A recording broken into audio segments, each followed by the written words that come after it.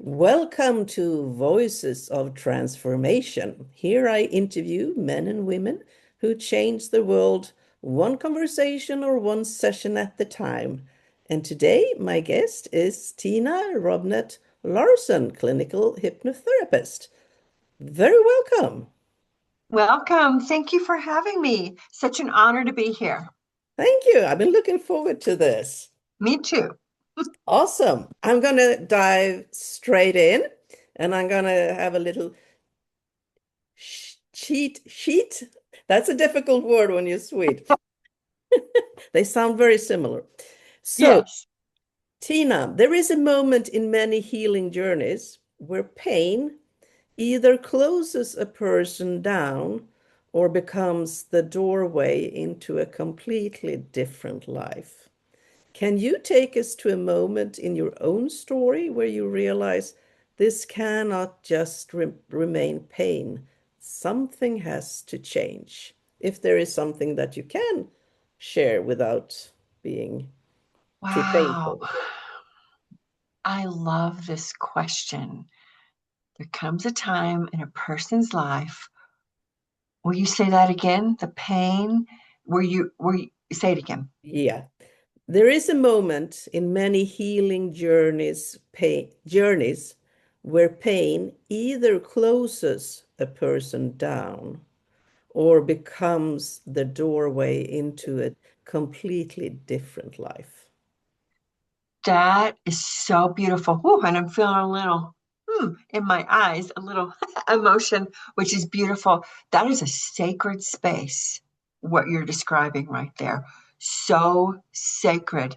And I'm just going to go with what pops in my mind. For years, I knew I needed to make a change in a relationship. And I had been to draw extra spiritual strength from God or your higher power. Um, I will fast. That's not a Mhm. new thing, but this particular day I was fasting for one of my daughters because I was concerned about her situation. And on that day, the I don't really know how this works, but the fasting powers kicked in because I called her, which normally I wouldn't do. I wouldn't call someone and say, "Oh, I'm fasting for you." But I was like, I need to let this person know I love them and I've been thinking about them. I'm fasting for them. And I said, I just want you to. So I went on a walk and I called this daughter that is dear to me. All my kids are dear to me, but you know what I mean. Yeah. Um, and I said, I just want you to know I've been thinking about you and I've been fasting for you. And to that, when I said that, she opened up completely and said, Mom, I've been thinking about you and I think you're ready for some changes. She said it differently, but I'm protecting the conversation a little bit. And my heart, I wasn't expecting that. I don't think she was expecting to say that. And my heart started pounding. And we had a brief conversation. It was the first time that I had exposed what I'd been thinking. And I told her my plan to make this big change in my life. And she was very supportive. And this was a moment whew, that I learned the power of fasting, and B, I feel like she subconsciously, Mom, I've been thinking about you, and I think you need to make a change. You're ready for a change. And I was like subconsciously, I had disclosed to her my plans, and I hadn't spoken this to anyone in my life. And I had no intention of saying this out loud, but it was a life changing moment. And from that moment on, even though she and I hadn't discussed it anymore, uh, it was as if the world heard me because changes started to happen. And I'm grateful. I will be forever grateful. So she validated you and you felt seen. And it Yes. was a confirmation as well that you were on Yes. the right track. Yes. And no one has ever said that to me. And I really haven't put that together, but that's exactly what happened. And it wasn't planned. It was it was a beautiful natural flow that I hadn't been able to do up until this time. That's very beautiful. Um, I sometimes think of when things come together in a way that you do not expect or anticipate, uh, as a person of faith, as a person as work as a deacon. So I talk about God's gracelets. Mm, So there are divine moments in time when something happens that you never thought would happen. You couldn't have planned it if even if you tried. yes. I love that beautiful word, God's gracelets. I call them tender mercies, Hmm. where things line up in such a beautiful way, unexplainable, unexpected, but like to your point, extremely validating. Mm. Like I can feel it in my body now, like, oh, this is right. Even though it's extremely difficult, this is right. Is that what you kind of, is that your Yeah, definition of God's gracelets? you know when you know what you know. Yes, yes. You know because you know, and you know. Hmm. Yes. So, And yep. we didn't have to, we didn't communicate it anymore after that because of dynamics. But this understanding between the two of us um, was so beneficial. And not just between she and I, but between God and I. Like Yeah. there was this, New foundation. yes, and I see you, Tina, I see you. That's what I felt from him. I see you and I've got you. Yeah. That's absolutely beautiful. So I went and had a peek at your website, and Hmm.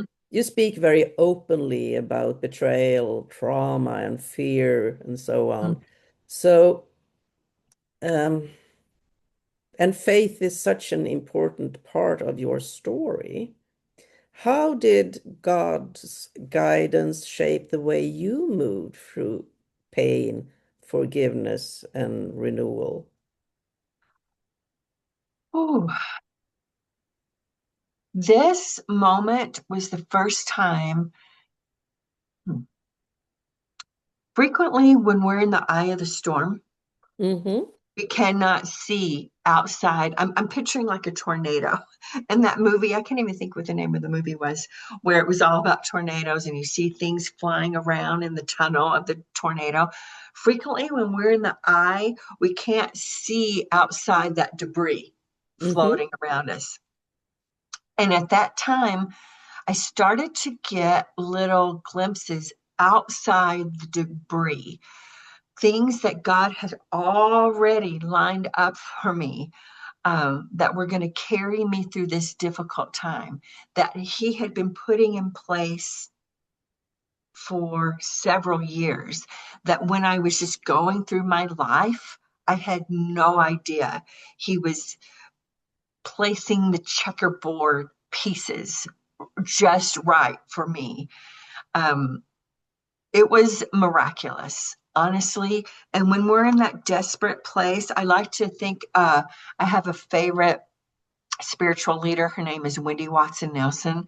And she gives a whole presentation, a whole talk about when we're in a desperate place, that that is a good place because we're so open and searching and seeking. And that's right where I was.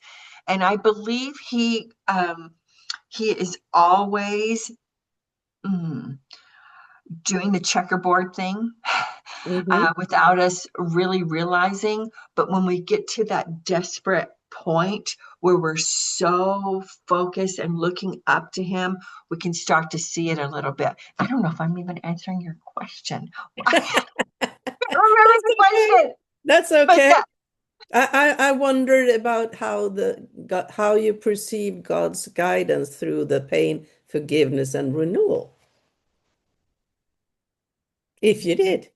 yes, absolutely. Pain, forgiveness, and renewal. I started to see where he had been preparing me. That is what carried me through. Um, Prior to the special sacred phone conversation of that day, I had been asked to teach our youth group.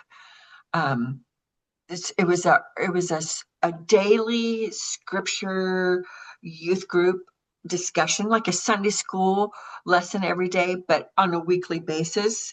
And unbeknownst to me, uh, when you're the teacher, you do all this studying, and I started to feel an inner confidence and inner support in Wow. my system, which I didn't really know that's what it was.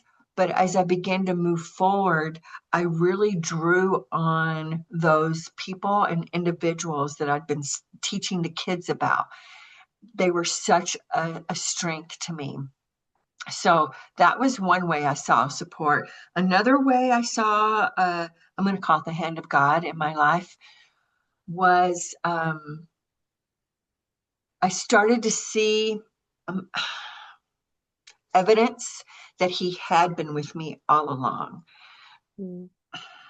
We all, people who are in Christians, usually know this beautiful story about I was walking on the beach one day and I could Mhm. see just one pair of footprints, and this was the most difficult time in my life. And so I asked God, why would you forsake me in this difficult period of time? And he answered, my child, that's when I carried you. Yes, yes. That is definitely where I was being carried. And I would get little gracelets Mhm. or tender mercies that would show that. And some of them were not even obscure. They were very apparent. I'm going to share one. Um, Prior to this big decision that I made in my life uh, to change my relationship status, I had been in my home at that time, a, a tearful, crying night on the couch, and I had opened my laptop and I was searching for help, searching for help.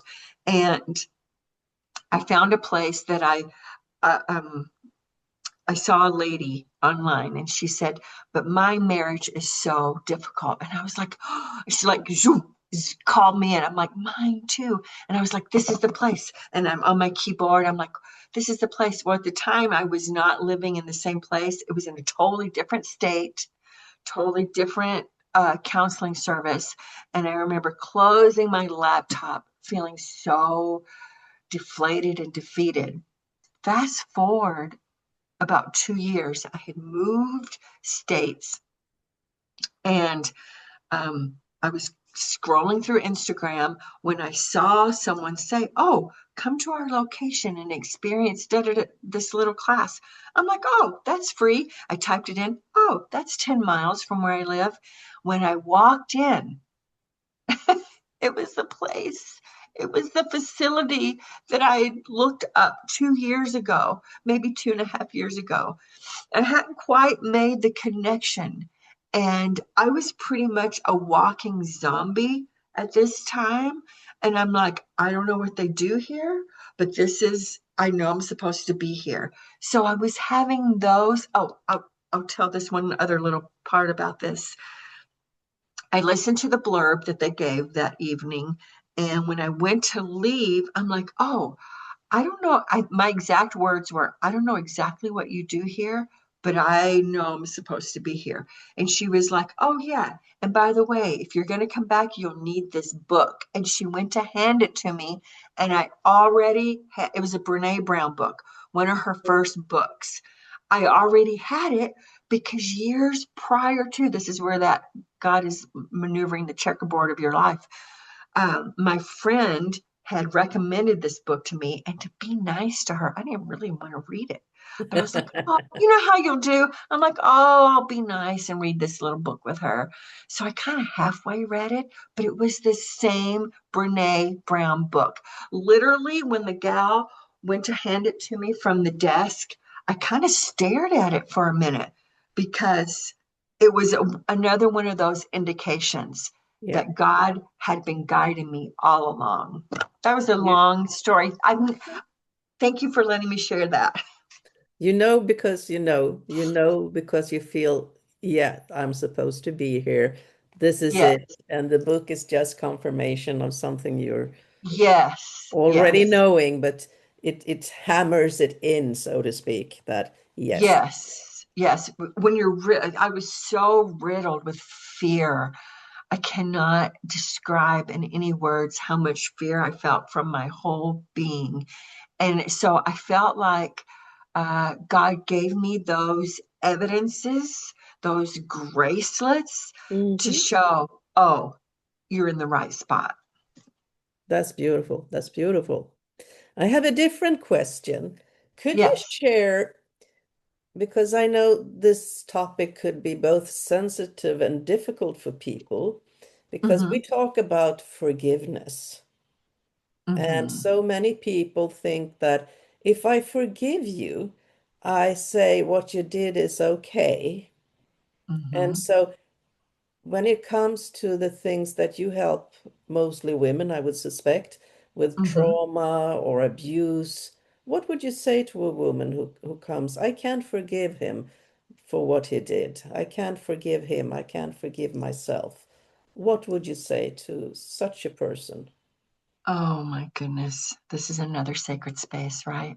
Mm, I, because I have been able to forgive at first in my career, I almost try to force people to forgive. mm, And you know what happens when you try to force someone?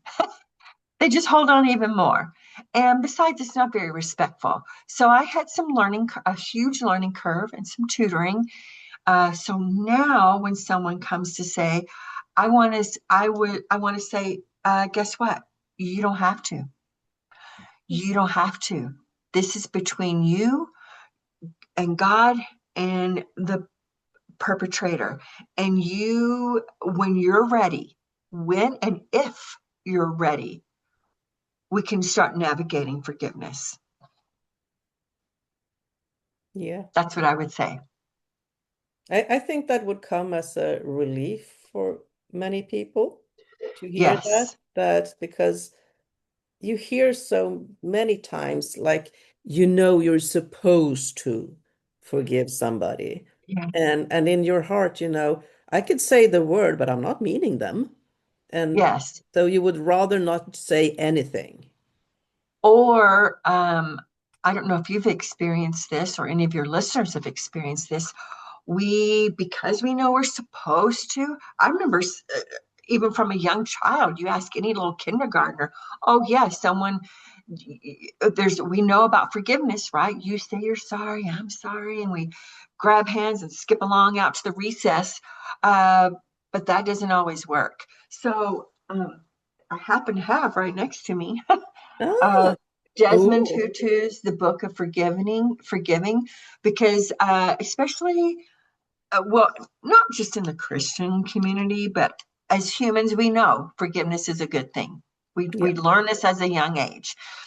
Um, but I was like, okay, I know I'm supposed to forgive, but I didn't know how. But this book, Desmond Tutu, narrated by his daughter with a lovely voice, by the way, if any of your listeners are listening, helped me tremendously because he has step by steps and scenarios about forgiveness. And I love what you said. You had mentioned forgiving others and forgiving yourself. And Mhm. I learned, this is just Tina, my personal opinion. Forgiving others is just a playground, it's just a practice for learning to forgive ourselves. It's quite the journey. And have grace and compassion for yourself. If you boom, can't forgive just because we're supposed to forgive. It's the right thing to forgive. Um, because what I've learned is we think we've forgiven someone, right? And then Hmm. some other little incidents bubbles up between you and that other person, or some memory comes up, and it can be baby steps and ongoing. But just like when we train to run a race, I never ran well, I ran a few little races, but the recovery gets quicker the more you train. Yeah. I feel like forgiveness is the same thing. Oh, I've been here before.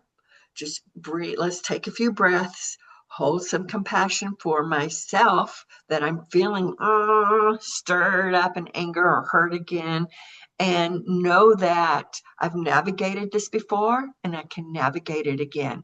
And it may be a little easier this time. Really, it's that narrow pathway, right? But Yeah. I don't know if you've talked to your listeners about that. Um, and God can help us let go of some of those loose ends that we just cannot let go. That's what I mean. That's I think it's also a matter of forgiveness is several things because you can forgive a person. That doesn't make what he or she did right. right. That takes some navigating Hmm. and some soul searching to get to that understanding, though, right? Yeah. And then when you start doing that, you realize that when you're not forgiving, and this probably comes further down the journey, that road of journey to healing, is that unforgiveness is also holding me a prisoner because I'm still in this loop of interaction, not physical, not being standing looking at each other, but in your mind. You're still in this interaction of the perpetrator and yourself. And until you close that loop, Hmm. it runs wild in your head. Yes, yes. And not only we perceive that it's just me and that other person that it affects, but really, in my opinion, it affects our whole vision of all of our other relationships too. Yes. Like maybe taints our whole other relationships. And I like how you said that, and it reminds me of what Desmond Tutu says. He says, "Until we forgive, we are tethered Yeah. to that other person." And I'm like, oh my goodness. And what's coming to my mind now, I don't know if you have these in Sweden, but we have these little toys, child's toys that you connect, you put your finger in. It's like a woven little Yeah, and toy. you can't draw them apart. Right. There's The some sort of harder you trick. try to pull, the tighter it gets. I Yeah. feel like when we have a little, even a strand of that unforgiveness, we've got, I don't know what that toy is called, but Me neither. there's that, oh, I want to let go. I want to let go of them, but that's still that, like Desmond Tutu says, that tethering. But that's when we have to do some inner work, and within and with up to let that go, and part of that permission, I think, to be able to let that go is what you mentioned, that understanding. Just because I forgive them doesn't weaken me, and it doesn't make what they did right, and it doesn't mean zoom they're automatically back in my world. Safety, we want safety. I always Yeah, say safety first, safety absolutely. first. Absolutely. And also that not only do we condone the things that they may or may not have done to us, Mm-hmm, if there is something, a true grievance and something that potentially has law involved in it, mm-hmm, that person is still has to be punished for what he or she did. mm-hmm. For me, That I gets tricky too. realized, yeah, for me, I realized it was a aha moment when I realized not forgiving keeps me tethered to this person. and Yes. it keeps me in a space where I do not want to be. Um, I have no freedom. And for me, freedom is really important. And when I realized that, Hmm. I thought, no, I'm not getting being hampered by this. I want my freedom. This is more Yes. important. And that Yes. became my incentive for saying, okay, I forgive this person.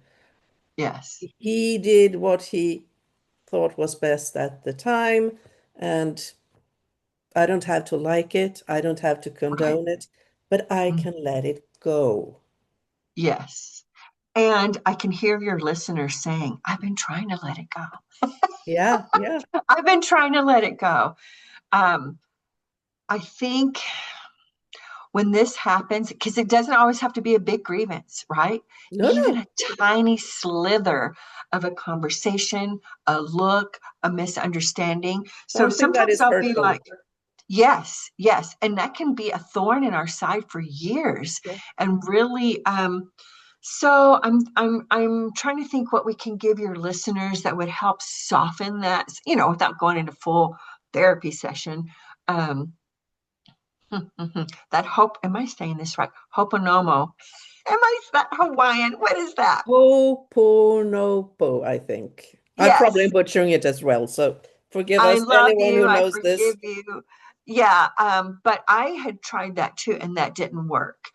But sometimes zooming way out or Yeah. zooming way up and looking at the bigger picture can help soften our heart, soften Hmm. how we look at it, and like, is this going to matter in 5 years? Now, some things absolutely, but they ate all my drink my milkshake when they weren't supposed to, and they did it on purpose. In 5 years, does that really matter? Huh? Yeah. I'm going to look at that. I'm going to look at that. Yeah. And I think, as you mentioned earlier, giving myself permission to let go, to I don't Yes. need to carry this any longer. So Right. if nothing else, I don't need to carry this. So letting Right. go and say, okay, this person can carry his own stuff. I don't have to do Right. that. And an awareness that when we're part of not letting go, we're still going back and visiting that situation over and over and Mm. over again. So sometimes I can ask myself, am I okay today? Yes, I'm okay. Yeah. Am I going to be okay tomorrow? And will I be better? Will my soul and my psyche be better if I can just like let this go? Sometimes journaling, writing it out. And I always say to clients, if you need to write swear words down, you write it out and as Yeah. vigorously and as hard as you can. Rip it up if you need to, burn it if you need to, get it up and out. And then we don't want to revisit it. But or if you've got a good, safe friend that you can talk things out with, Yeah. may help too. But yeah, okay. There are many ways, and just find the way that works for you. Yes, yes. And I just want to send out a big hug to anyone who has been carrying around a grievance, not been able, they feel like they've been trying to forgive and they're still stuck there. I just want to send a hug to them and say, look, you're human. We all deal with this. I Yeah. realized we all will need to offer forgiveness, and for heaven's sakes, we're all going to have to be forgiven. Sometimes that helps too. Oh, I've hurt people too. And oh my Mhm. gosh, I want them to forgive me. Sometimes that helps soften that Mm. tethering a little bit. If the roles were reversed, wow, yes, I would want some grace in this. Yeah, absolutely. Absolutely. So here is another good question, I think. Mhm. What are the signs you see when you're working with somebody that she is becoming more confident, releasing the trauma, starting to heal? So, what are the signs that you can actually see? Mm, I love this so much. Well, the nervous system, for one thing, she'll be more relaxed in her whole body. Maybe even her digestive system will start to calm down over time. And she'll just walk through the world with more calmness and confidence and be less concerned outside herself. Less, whether it's the other person, other people's opinions in general. And she'll be settled to know I can be still and tap in and know I'm going to figure this out. That is where I know she's reached a new level of healing and hopeful. Her language will be more hopeful and more forward, talking more forward thinking, and not so much. I call it visiting the rear view mirror of our Mhm. car, Mhm. looking back, looking back, looking back. Now, again, huge, huge compassion to anyone listening who realizes they've been looking in the rear view mirror a lot at their Mhm. past. Um, but she'll naturally start to look forward to where she's going, where she wants to go. Oh, wow, what a beautiful spot to be in. And sometimes she'll still look in the rearview mirror some, but she'll be aware of it. Nope, I'm looking in the rearview mirror again. I'm going to look in the road forward. And she'll have that awareness. That awareness is so huge. And some Awareness is, self-compassion. yeah, self-compassion and awareness. Awareness really shifts where you're going. Yes, yes. So that's what was I thinking? We have spoken a lot, indirectly, but a lot about God. And Hmm. I was just wondering, do you see clients who does not believe in God? Yes. Yeah. Both. I love both clients. In fact, I don't ever mention God until after if they do, then I'll gently, gently go there. If they don't, they can still, obviously, they're still healing without God. I do feel like it goes a little faster and a little deeper, quicker, but every soul can get there, even if you don't believe in God, because most of us are going to believe in some higher entity than ourselves. We believe that someone or something is more powerful than us. Um, Yeah, and if nothing else, we believe the sun is going to rise tomorrow as well. exactly. And most people know they can go for a walk in the mountains and run their hand over the grass and feel some sort of relief. Some sort of relief. Yeah. One of the reasons I ask is because there are so many people who have been in churches, in religion, in Hmm. cults, who have been sorely mistreated. And therefore, Yes, God is not something they want to have anything to do with after being mistreated. that's right. That's right. Yes. Extra dose of love and admiration for those individuals who have and or navigating that situation. That is a painful place to be. That is a very painful place to be. But I think they'll find their way around or through. Well, they're really, depending on what you believe. I don't know if there's a getting around that. I learned it And very probably through, probably through, through. through. This was one of my big, when you talk about sacred spaces and navigation, this was a huge navigation to me when, oh, I've got to go through this. Mm. But they work their way through, and really, even the person who quote unquote does believe in God, there are different. We're all human, and there are different levels of that come up. So, and we ebb and flow through our beliefs too, right? Ebb and flow through our faiths. Yeah. And ebb and flow through the pain that we've experienced with a religious institution as well. Hmm. There are so many things I would love to talk more with, but I think time will put a stop to that. But I have one Mhm. question. We Yes. opened up with uh, a point in time where you met God through this prayer answer, I would say, without you knowing Yes. that would grace in time. Hmm. So my question now is this pain and this growth, what has it given you that you didn't know before that made a positive change in your life? I had carried that burden for a long, long time. In fact, hearing you ask this question, I want to let everyone know that it wasn't just like one day I decided to pray and things changed. I had been praying for years, seeking, searching for years. And I believe it was when my soul was finally ready to receive Hmm. that there were some shifts coming. So, but your question was, what have I gained through all of this? Knowing, um, come what may, and it can be painful and quite the journey and the ebb and flow and up and down into the valley. I'm going to be okay. I'm going Yeah. to be okay.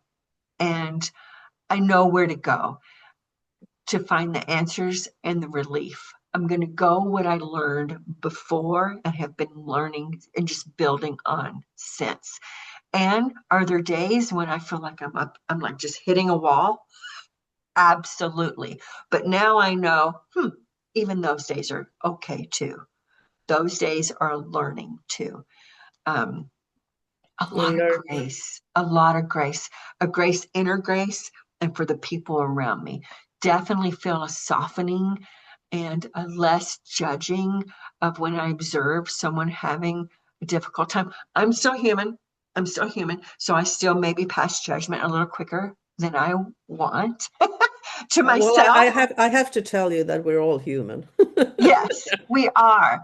And sometimes we'll forget that, right? Yeah. um, and shame and beating ourselves up. I'll catch myself doing that as well. But I feel like I catch it maybe a little Yeah. quicker. A little quicker. Hmm. So, for the benefit of the listeners, if they want to contact you, where can they find you? And I will put it below the video when we upload it or I upload it to YouTube. But where can they Yes. reach you? Well, I have a website, Tina Robnett, ROBNETT.com, TINA. I should have spelled my first name too. But I would like to give a meditation.